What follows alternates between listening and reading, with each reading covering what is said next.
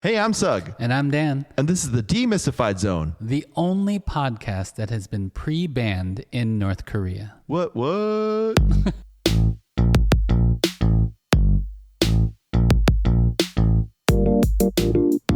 up, Dan? Hey. Welcome back to another episode. How Glad you to feeling? be here. I'm feeling great. You were a little out of it last couple of weeks. I got to ask because I had to socially distance myself from you. Yeah. The last taping, I was a big mess. You made it, though. You troopered on. Soldiered on? I soldiered on through that taping, and then after that, I went to the doctor and got just a myriad of antibiotics, steroids. I was in bad shape. Well, you survived. Thank you for making and it. Now I'm roided up and ready to go. Oh. They just shot you up? Are you like... Yeah. Are you going to rage out on us during the podcast? If you cross me. Yes. Okay. You might turn into one of those extreme North Korean soldiers and run your face through the brick wall. A unisol, yes. Welcome back. I'm glad you're healthy. Thank Listeners, today we have it's not really a special guest. It's just a welcome. Join me in welcoming a new member on our team. He comes from the suburbs of Chicago. He's Korean. We have all Korean staff here, as always. Welcome our engineer, Jay Ha. Hey, everybody. Jay, tell us, your favorite North Korean experience. I don't have many. That was a test, Jay. That was if you were about to have one, that was a test to make sure you weren't a North Korean spy. Here to pass the rat test. Subvert our podcast. Where are your parents from? North Korea or South Korea? So for real though, where are they from? They're from South Korea. What city? My father is from Seoul, and my mother is from a farmland. I do not know the city name.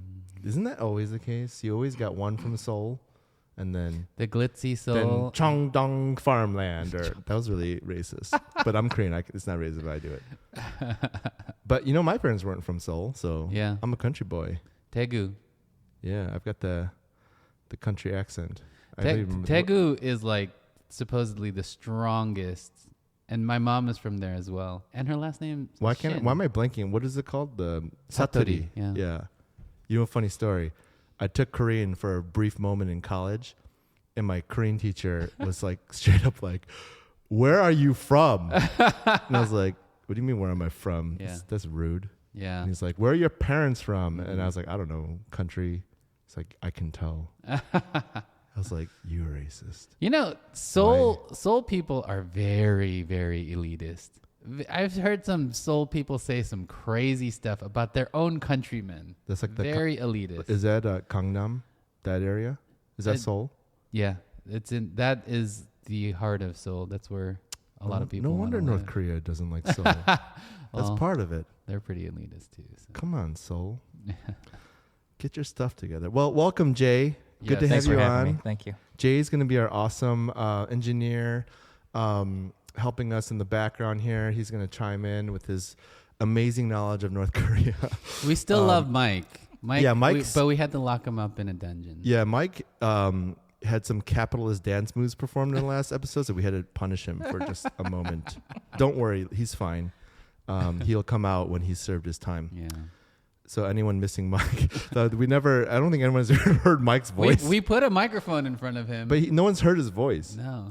Jay has already said 10 more words than Mike, and he just started. That's true. I know Mike, and I miss Mike. Call me, please, Mike. Thank you. No contact with the prisoners, Jay. No. All right, that's rule number 1. Anywho, welcome. Today, Dan, I got an opening question for you. What were the cartoons you grew up watching? Ooh. You remember this? I mean, as someone growing up in the 80s, so television raised us, and I watched everything. Tom and Jerry, Looney Tunes, that thing. And, I really, really got into the Transformers and G.I. Joe, that era. What was my jam? Give me your top. What was the one you remember as a kid? You woke up Saturday morning, maybe you even taped it on your VHS. Smurfs, Saturday morning. Smurfs. Yeah, Smurfs. That communist commune. That show always creeped me out. Really? I don't know. I mean, I was a a lot little of kids kid. shows are creepy. It was a little off-putting. No, that one especially. Like all the like, what was that guy's name? Gargamel. Yeah, Like, Gargamel. the bad guy, and like the cat. Azrael. Yeah. Oh my god, I don't know. Ugh. Even the Smurfs. I don't know. I didn't like that. Yeah, blue. They gave me a bad people. vibe. I kind of was. I don't know what side I was on. I was kind of like, yeah, maybe they don't belong on Earth. Like we should eradicate these little blue things. What good are they offering? That you could put them in a potion and I think get gold. What? I think that was For real? Gargamel's thing. Yeah, he was like Ooh. a little wizard person. I think you could make them into gold or something. It was bizarre, man. Oh, that's pretty. Yeah, he had like a cauldron for them. So he'd like cook them up. He wanted to, but he could. He never do did, it. though. Yeah, he could never do it. Huh. I'm about to go revisit that show. I wonder if they're streaming that show anywhere right now. I'm sure. I'm going to catch up on that. I mean, they made a movie not relatively recently. Oh, The that's last, right. like, That's right. 7, They 10 did like years, a live action version, right? Yep. No, like a CGI. Oh, a CGI. Yeah. Not a live action. Well, isn't there like actors in it? That's true. Yeah, I Yeah, think that's live Gargamel action and then. Azrael. Yeah. Yeah. It's like the Garfield movie where they had like right. that guy from that one movie. I don't know. My brain is not working today for references, so I'm gonna need a lot of support today, Jay. Get ready. I can't remember anything right now. Bill Murray. Bill Murray, thank you. Now I was actually thinking of not the voice of Garfield, but the actor, the guy that played. He was like in Road Trip and all those like other. Oh college yeah. films. Oh, he was in Clueless. Stifler, right? No. Oh, He was in Paul Clueless. No, he was the skateboard kid in Clueless. Oh yeah. You know what I'm talking about? I know what you're talking about. Okay. Anyway, I could see my his brain face. stinks. This is terrible.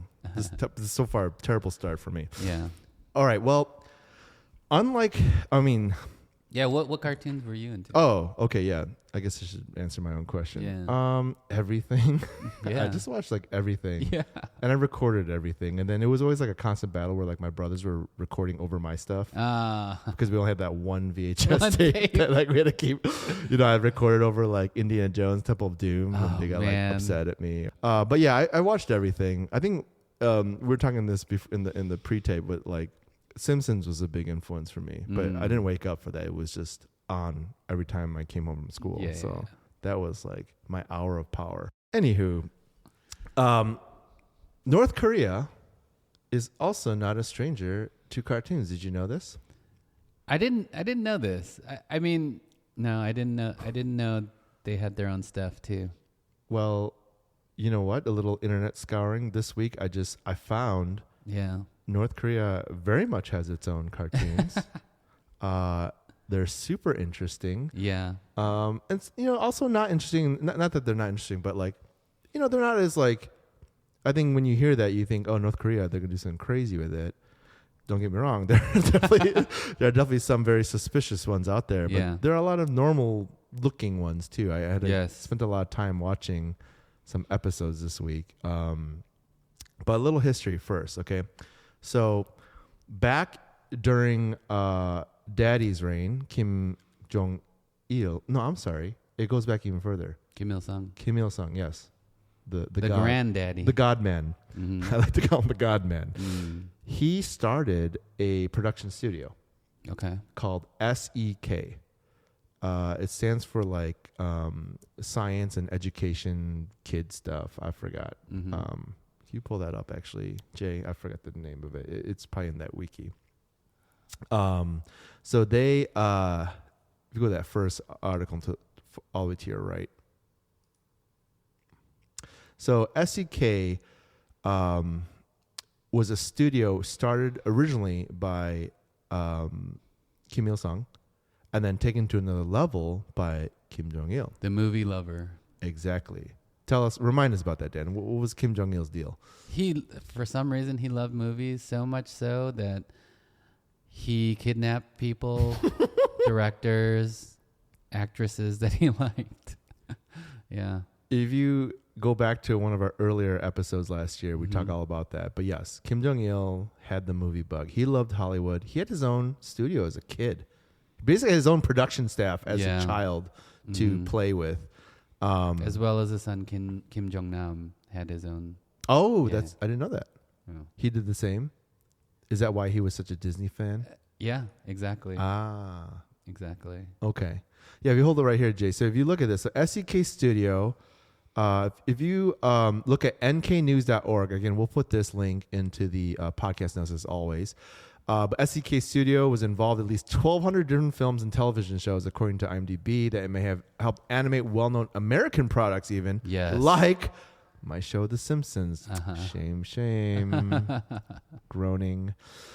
Via South Korean subcontractors, of course, and have contributed to The Lion King, Pocahontas, and others. So this is a well-known North Korean animation studio that picks up, so from my understanding, it picks up subcontracts. So if, like, let's say we got The Simpsons, which is a big show here, and they want some like cheap animation, like just a room full of drawers or people who can draw and animate each of the things. They'll subcontract that out to some place in Europe or South Korea, And then or they Asia. have subcontractors. Exactly. Right. And then they're trying to save their buck, so they go to the cheapest of the cheap, Yeah. which is North Korea. North Korea. That's really, it's kind of like we talked about it in our episode where we're talking about rare earth materials and how North Korea supposedly has this huge cache of this stuff. And of course, China has a lot of business dealings with them. And supposedly our iPhones have rare earth materials from North Korea as well. Yeah. It just gets cut in a globalized world, right? In a globalized economy, like there's always going to be a subcontractor to a subcontractor, and this is what we get. This is always so crazy to me because, well, just on multiple levels, but like the two things that hit me the most are, one, it's like so frustrating to hear about like just capitalism again subverting human rights and politics. You know, not to say it doesn't deserve subversion sometimes, politics, but like that we have found a way to connect to North Korea, and it's just for money's sake and our own gain. And when I say we, I mean collectively, like the world. Mm-hmm. But then at the same time, we're like, yo, North Korea, like, you know, fix your act, get your act together. But could you draw this for me? Yo, stop launching those missiles and start picking up those pens. But nice job on the Simpsons episode, number 207. The animation was flawless. It's so interesting. And then the other side of the coin, though, it's also just mind-boggling, is North Korea itself, which is like so anti-capitalist. Right. But then like says, okay, yeah, sure, I'll animate that for you. For money? Yeah. You're going to pay me, right? Bottom dollar, right, for this room full of animators. Yeah. It just, you know It's what I mean? crazy. Yeah, it's pretty crazy. The world is just crazy. You think about that? Up is down and down is up. We are, I don't know what to make of it. Because, it's not only a commentary on capitalism, but it's a commentary on communism as well. Yeah, like the hypocrisy runs deep, people. It's everywhere. No one has rules. And I understand, before people get outraged, and don't email us, but like it's nuance, right? Like there are many things feeding into this machine. Yeah, of course. But I'm actually going to jump around in my notes here, Jay, so don't follow along with me here. But like there's a guy, I say guy, and his name is Guy, or Guy, Guy Delisle. If you can pull him up, Jay. He is an animator or an illustrator, cartoonist and animator. He is French-Canadian, or Canadian rather. Y'all need to check out this book. So he has a graphic novel called Pyongyang, A Journey in North Korea. I've read this graphic novel. It's amazing. It's an amazing look into North Korea. So the long story short, Guy was hired in like the late 90s, early 2000s to be this like director of animation and production in North Korea. So this guy lived in North Korea for like two plus What months. a gig. And he documented the whole thing in this graphic novel. It's so I can't emphasize how much listeners, you need to go out there. Guy, if you're listening, please come on our show. Yeah. the insights he has, and I'm not going to go into it because I feel like that's a whole nother episode, but like he very much goes through his whole like time there, and like it's illustrated. It's a graphic novel, so it's really funny how he interpreted some things. But he's Canadian, so like some of the things that stood out to me, one was that like there's like this endless river flowing of foreign experts into North Korea. We think it's like this closed off country, but he talks about how he would like run into UN people, but they're all being like housed, quote unquote, in different hotels, and they're not obviously very restricted. Yeah. Someone's always with them all the time. He talks about his guides. You can't talk to each other? No, they can. They can hang out with each other. Oh, okay. But everyone has different access. They can't go to different parts of the city though, or even the country. So they're restricted to these 3 hotels, and he like draws out a map. It's really cool. And it's so interesting because they're all like European, anywhere but America, basically. Like he's Canadian. There are Americans too. Yeah. There are, but very few. Yeah. Okay. And actually, he has this really interesting anecdote where he runs into these American veterans. Actually, they're part of some military. But I was like, interesting. But the reason why they're there is they're there to dig up American GI bodies that were in North Korea, and for every body they fully exhumed, they pay NK $100K. Yeah.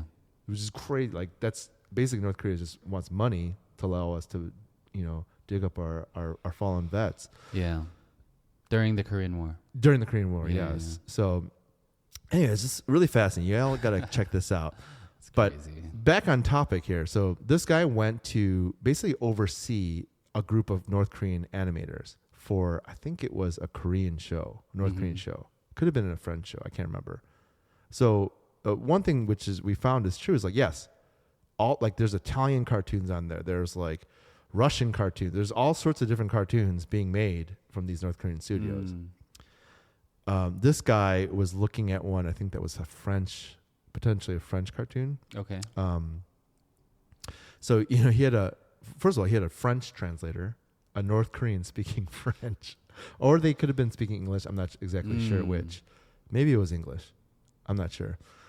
But he said he would go into this room where all the animators are. He was rarely allowed up there. He only went in there like a couple times. Really?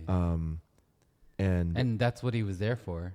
Yeah, well, he would just look at the proofs, right, and then just give notes, and then but he'd he send couldn't them back. even talk to. Yeah, that's crazy. Well, it's not that he couldn't. I think they just like, I don't know. His job was mostly, I guess, right. I don't know. Honestly, it wasn't. He didn't go deep into it. Right. But the one time he documents it, it was just interesting. It seems like a normal, like when you think of Disney or like you watch these documentaries about animation rooms, there's a bunch of basic cubicles of people just drawing, each frame by frame. Yeah. So a couple things he noted was one, the model, which is like, let's say if I'm drawing Bart Simpson, I'll have like Bart in like 4 different poses to like give me a guideline. Usually those are just like photocopies of like Bart Simpson, but he said all of them were hand traced already by the North Koreans. And he also said something later that he wasn't allowed into the photocopy room for some reason. Like, the photocopy room was like off limits. Yeah. And then the other thing was, in the corner of the room, there was a rack of rifles. A rack of rifles. But on closer inspection, they're all wooden guns. So they weren't real weapons. But his assumption was it was for like training. Yeah. Because some they did militaristic thing. Yeah, like drills and such. Yeah. Just in case the capitalist Americans came and invaded the studio that they were animating for America. Anyway, yeah, all of this, it doesn't make sense. They got to be ready for the foreign animators coming. Yeah, that's crazy. Jay, you were in the Marines, correct? I was, yeah. Okay. Were there weird times of training for yourself that you guys, does our military service, like, do they have you like ready at a moment's, like, do you guys do training like ready at a moment's notice kind of things, like drills and things like that? What is that like? We do certain things like that. Generally speaking, when you're forward deployed, there is obviously a significant threat Or Let a me greater rephrase. threat. Let me rephrase. Okay, your question. okay. Were there any civilians that were really trained and armed, or maybe not civilians, but like regular jobs, like office people. Office people, like. Oh no. Did they carry like sidearms and No, not really. rack no. of weapons on the wall somewhere, just in case? We do have fake weapons and like plastic weapons. Don't discount the wooden weapons. Okay. We use them a lot for training. Okay, Oh, I We see. use them a lot for. but like in a normal office though. Like- you might have one in there just to maybe mess around with or to have Okay. some training on the side. Okay, so we do the same thing. Okay, I guess we do You this. you think at Disney they got a rack of weapons waiting on there? I don't think so. Is there a Marine deployment in Disney just in case? If there are, they're probably just carrying plastic weapons. Yeah. Or I they don't drew think them. it's legitimate. Yeah. So you could practice hitting people with the butt of the gun. The and pistol head. whip. Yeah, the Yes. pistol. The pistol whip. There you go. The pistol whip for that, they got rifles there though. The rifles are The rifle butt. the jab. Yeah. Is there a name for that, Jay? The rifle jab. I'm sure there is, but No technical Marine term. not All that right. I know of. All right, well, y'all need to check this out. Again, we'll put his book in the thing. If your sales go up, Guy, let us know. You could repay us by just being on the show, and like, it's really interesting. Suggy's a y'all. big fan of your work. Yeah, it's really good. You'll need to watch or read it. But okay, going back to North Korean cartoons. So, from what I found, there are 4 like North Korean made, North Korean grown Yeah. cartoons that are like they're classics. Classic, like Tom and Jerry. Yes, exactly, classics. And I would say they're okay. So number 1 classic is this show called Squirrel and Hedgehog. Yes. Jay, pull this up for us. Oh my gosh. I want you to get it. This is actually so. Just a preface here. Again, we'll put a link in the notes. This is a guy, a YouTuber who just like looks up very obscure cartoons, and his name is Saber Spark. If you want to look him up, And he comments on that. yeah, and does like a commentary on this Squirrel and Hedgehog. You can let that run, Jay. So, listeners, if you just Google Saber Spark and Squirrel and the Back in Hedgehog, September of 2016, I made a This is it's an I've never heard of this from all of my conversations with North Koreans. Never heard of this. Yeah. I have to ask them about this. you can leave it on this. We're gonna just watch like the first 30 seconds here. Guys, it's a wild ride.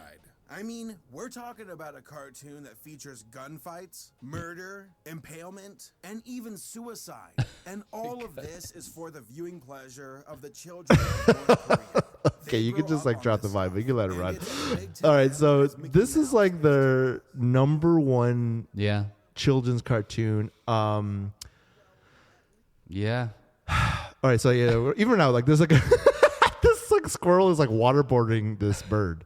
And they're very cute. So that it's very yeah, cute. Yeah. It's very cute, but then at the same time, like it's very intense. Like the squirrel was like knifing this Yeah. duck or The duck, something, yeah. a weasel. So I think the weasels are like the Japanese people, and then the mice are South Koreans, Yeah. and then the wolves are the Americans in this. And Yeah. it's not so explicit. I mean, it is explicit actually. Is it? Do they say these are No, American it's- wolves? No, they. You know what?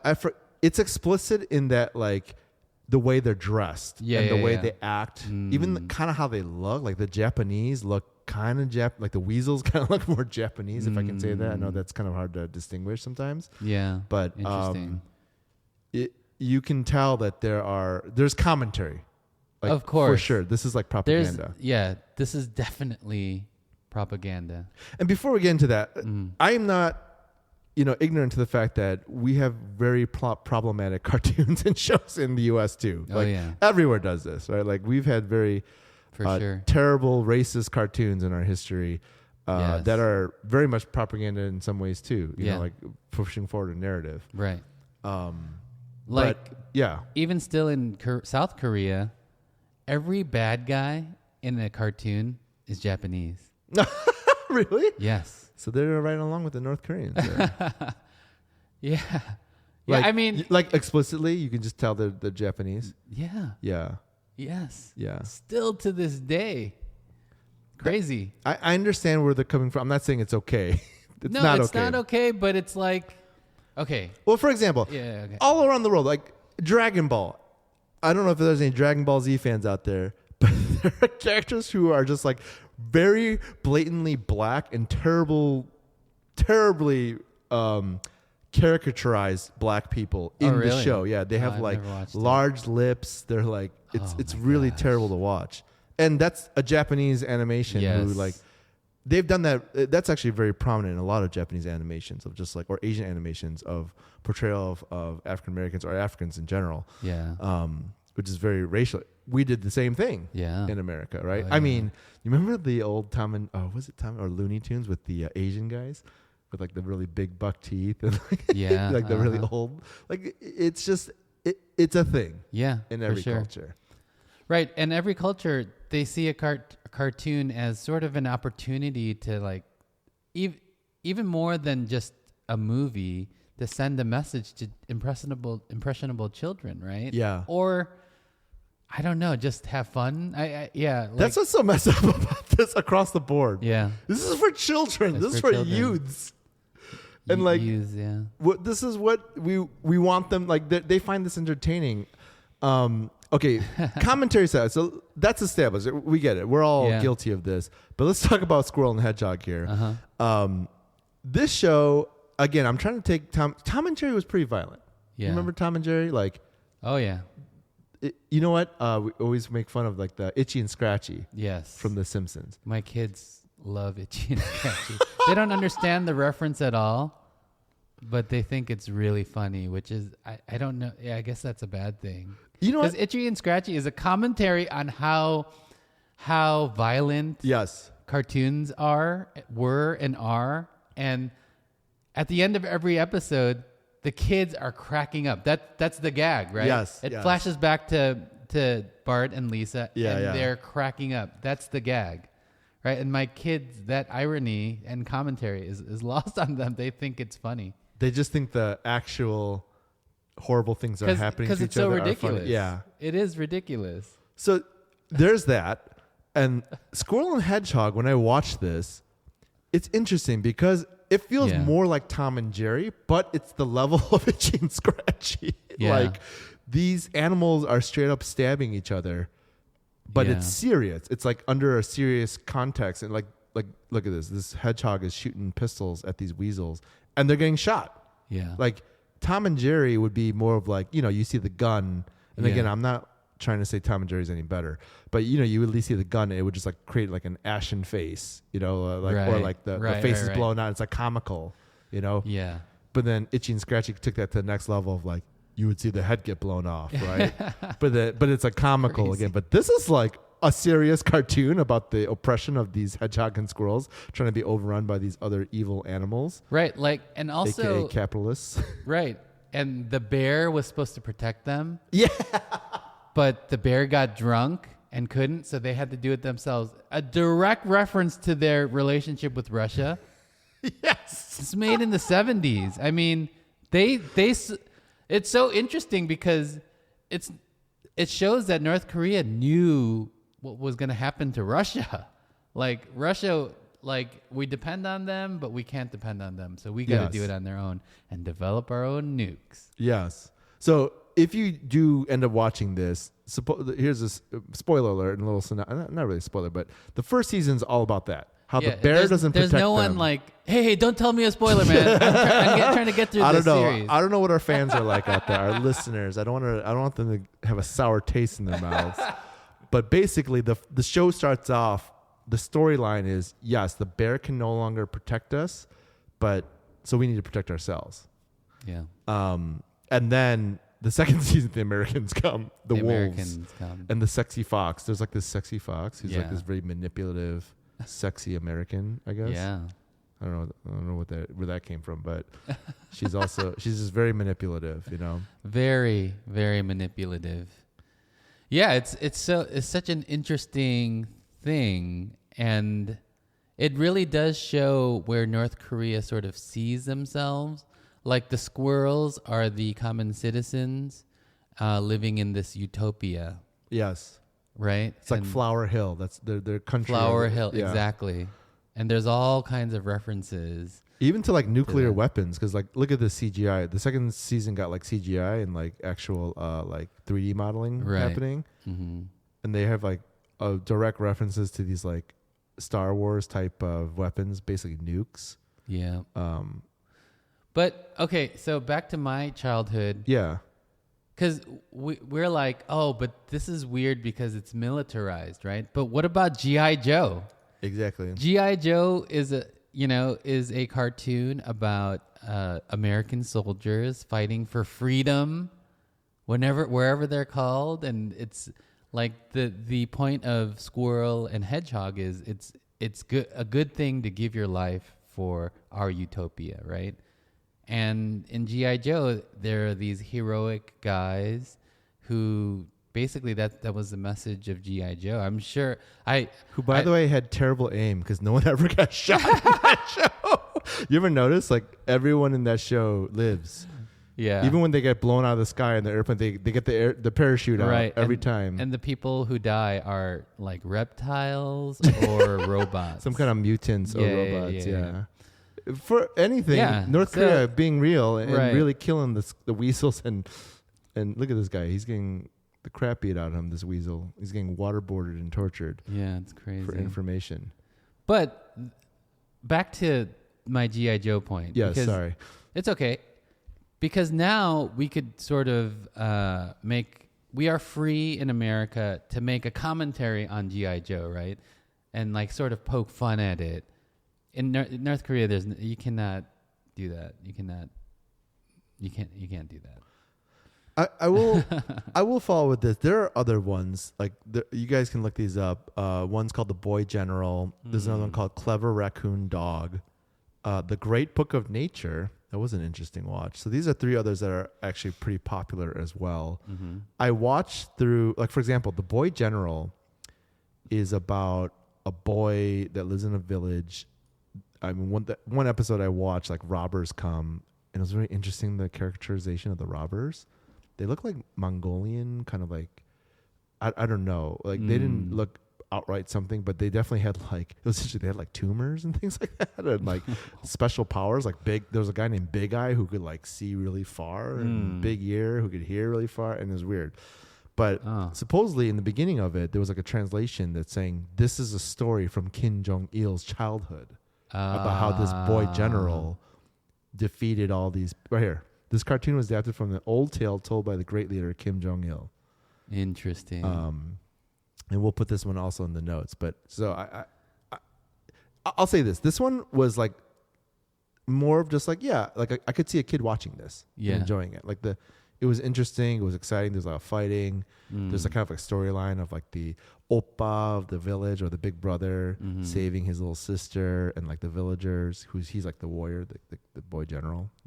But from these like pirates. So it's like, it didn't feel as propagandish as Squirrel and Hedgehog. But I guess that's why Squirrel and Hedgehog is the most popular. I think they like really push that one. Really push. Put the budget into that one. Yeah. And Squirrel and Hedgehog, actually, the animation looked a lot better than this one, too. So, yeah. So in North Korea, children are taught at a very early age to turn their parents in. If your parents say anything against the government, you're supposed to say, okay, that's bad, and report that to the government. And so there is an extreme sort of indoctrination going on in North Korea, right? Yeah. But like, I guess I'm asking you because you're not as indoctrinated, steeped into this world as I am. Like, do you think that's? I mean, of course, it's different from America, right? Like, we don't do those kinds of things in America. But do you think the because we're teaching them something, sure, a worldview. I think, I hear what you're saying. I think America just has more options. Yeah, like we indoctrinate, but we indoctrinate with 20 different viewpoints, right? Like or maybe Smurfs. maybe even 2 main viewpoints. Some might argue, Yeah. But like it's nuanced as well, right? But at the same time, it's not. I would say, especially in modern time, let's say when we were growing up, right? Like, we watched these cartoons. It wasn't so blatant. like it might have been more subversive and subtle. Even like when we were growing up and like people were saying like violent video games, right? It's teaching us how to like kill each other and shoot each other. And I don't know if that was real, you know, like sure, I'm sure it had some effect. Yeah. But I think that's the main difference with North Korea, where it's like there's nothing else on but this, and they're showing it to you all the time, and the culture and the society around it supports what's being said in there. Like it's like kind of mirroring everything that you see in real life. Okay. I think that's the difference. Okay. So, and there's another difference too, is that the man at the top is approving everything, right? Kim Jong-un right now, he's probably approving, maybe not episode by episode, but he's approving story, you know, overall things. Yes. And things. Oh, this It's trickling down somehow from right. But some people say that Hollywood is not a monarchy, but an oligarchy, right? Where they control a certain narrative, or a group of people control a certain narrative, and that trickles down into the hearts and minds of children. Do you think that that's you being in? I don't think that's a direct. entertainment? I don't think the parallels are that. I don't think they parallel only generically that yes, in general, in our capitalist society, the people with money have the most influence and power to control what we watch or what we see. Mm-hmm. I think it's another level when you get to North Korea and like, you know what I mean? It's just like one person. Yeah, and it's shots. different. It's just everything I think is different. I think that's where the similarities end right there. It's just like, yeah, sure. A few are making decisions for the many. Then the buck stops there, kind of, you know, then they start to take their own routes. I guess it's pretty somewhat similar to us, our situation then. Well, in that there's a few people making decisions for us on what especially before the internet. That's true. When we didn't have information and we didn't know anything before YouTube, right? Like, or just the internet in general, like just even Google, right? Yeah, knowing information. Yeah, but there in America there is a diversity of voices, even at the network executive level. You would think. I don't know. Yeah, I don't know. I don't know about that. I think it's changing, but again, I don't think, and I don't know. I was about to say, I don't think it's as political, but maybe it is. You know, but. I mean, you look at the content out there right now, like the variety of streaming services right now and content in general, it's like crazy. There's so many platforms. I feel like I'm signing up for a new thing every week to watch something that I wanted to see. And then on top of that, YouTube, TikTok, all these like independent artists, people making their own stuff. Yeah. I just think it's so consuming in general. Like I think America, our relationship with media, like cartoons specifically, is just different. It's more for luxury and like entertainment. It's out of luxury and entertainment versus this is the North Korean cartoons are way better positioned to be propaganda and like just like teaching, a vehicle for teaching a certain mindset. Because like you said, all these cartoons are all about like sacrifice yourself, even if it's like very mild and like a normal cartoon. It's all, the themes are all about sacrifice yourself for the country first, right. Family first, this kind of thing. Yeah, crazy. Yeah, interesting. It's an interesting compare and contrast exercise between the two, our two very different medias, but somewhat similar in some ways. Yeah, it's very interesting. It just encourages me to write a script for them now. I'm going to do a new one. You always talk about this. You always talk about getting into North Korean media scene. How do I sell them a script? A new kid, if they want kids show, I got to make it really propagandist though. Let's start with the title. What's a good title? I need two animals that aren't Squirrel and Hedgehog. Maybe I'll do like inanimate objects. Like, I'll do like durian and and cum, like, you know, like what's that? The persimmon. Yeah. Durian and persimmon. Durian will really be roll off the tongue. the really stinky South Korean fruit. This is stinky South Koreans. Yeah. They're the durians. And the Americans will be like rotten apples or something like that. I think they'll love that.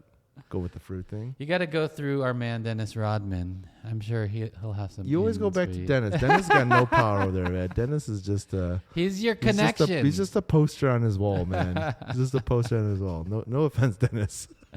Come on our show. Yeah, maybe we'll do one about Dennis. Dennis and Marshall. There you Yes, go. Dennis Action-packed and hero. Marshall, Dynamic duo that battles aliens across the world. Oh, The galaxy. yeah, like Like a Marvel double thing. impact, double. Double Wasn't Dennis Rodman in that? No, that was Double Impact was Van Damme against Van Damme. Oh yeah. It was something else. Look that up, Jay. Rodman and Jean-Claude Van Damme. It's gonna bother me if I don't know it now. They were in a movie. Double Team. Double Team. That's my guess. I think that's what it is. But yes, there it is. Is it Double Team, Jay? Was I right?